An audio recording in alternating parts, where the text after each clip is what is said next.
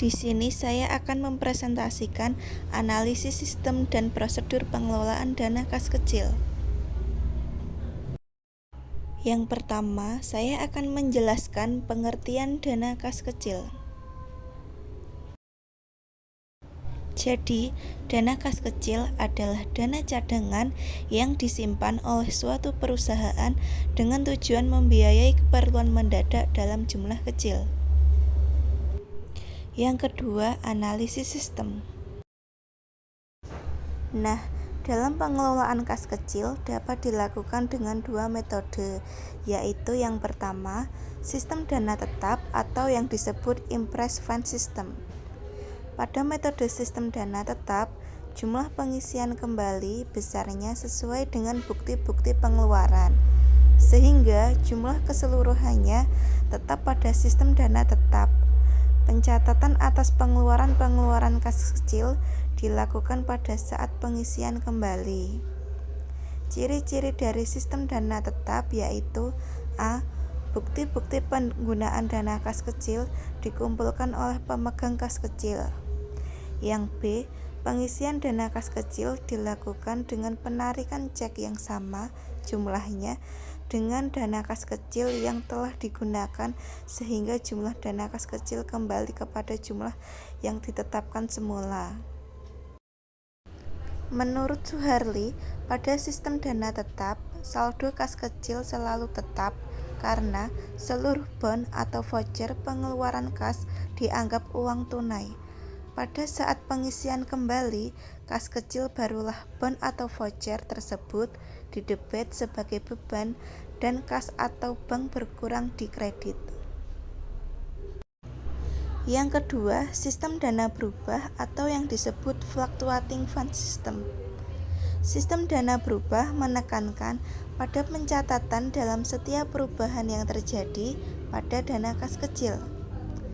Akibat pengeluaran-pengeluaran rutin yang terjadi, dari jumlah pengisian kembali ini dapat berubah-ubah sesuai dengan besarnya pengeluaran yang terjadi.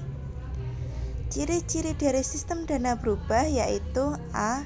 Pembentukan dan pengisian kembali dana kas kecil dicatat di debit dalam akun kas kecil. Yang B. Bukti pengeluaran kas kecil dicatat dalam buku jurnal kas kecil dengan mendebit akun-akun yang terkait dengan penggunaan kredit akun kas kecil. Yang C. Besarnya jumlah dana kas kecil yang disediakan berfluktuasi sesuai dengan perkembangan kegiatan bagian-bagian pemakai dana. Nah, yang terakhir ini nomor 3, prosedur pengelolaan. Menurut Mulyadi, dalam sistem dana tetap, penyelenggaraan dana kas kecil dilakukan dengan 3 prosedur sebagai berikut. Yang pertama, pembentukan dana kas kecil dilakukan dengan cek dan dicatat dengan mendebit akun dana kas kecil. Saldo akun dana kas kecil ini tidak boleh berubah dari yang telah ditetapkan sebelumnya kecuali jika saldo yang telah ditetapkan tersebut dinaikkan atau dikurangi. Yang nomor 2, pengeluaran dana kas kecil tidak dicatat dalam jurnal sehingga tidak mengkredit akun dana kas kecil. Bukti-bukti pengeluaran dana kas kecil dikumpulkan dalam arsip sementara. Yang terakhir nomor 3, pengisian kembali dana kas kecil dilakukan dengan jumlah rupiah yang tercantum dalam kumpulan bukti pengeluaran kas kecil.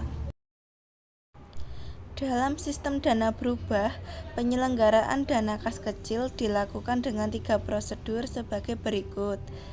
Nomor 1, pembentukan dana kas kecil dicatat dengan mendebit akun dana kas kecil. Kedua, pengeluaran dana kas kecil dicatat dengan mengkredit akun dana kas kecil sehingga setiap saat saldo akun ini berfluktuasi.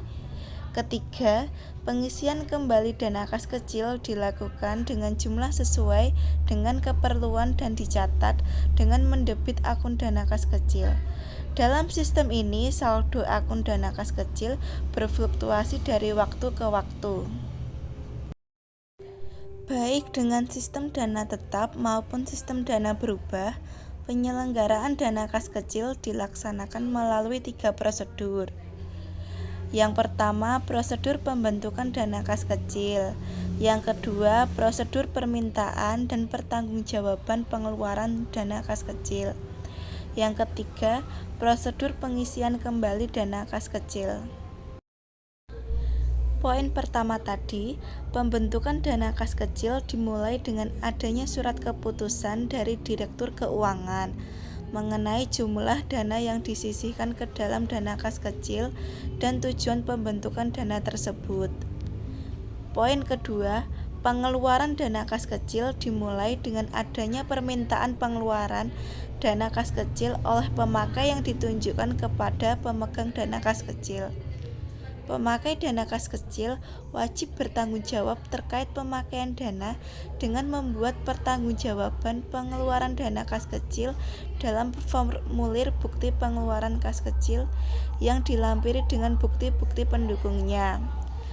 Poin ketiga, jika saldo dana kas kecil sudah menipis, pemegang dana mengisi formulir permintaan kembali kas kecil serta dilampiri dengan bukti-bukti pendukungnya dan dikirimkan ke bagian utang untuk diproses dalam pengisian kembali dana kas kecil. Sekian presentasi dari saya. Terima kasih.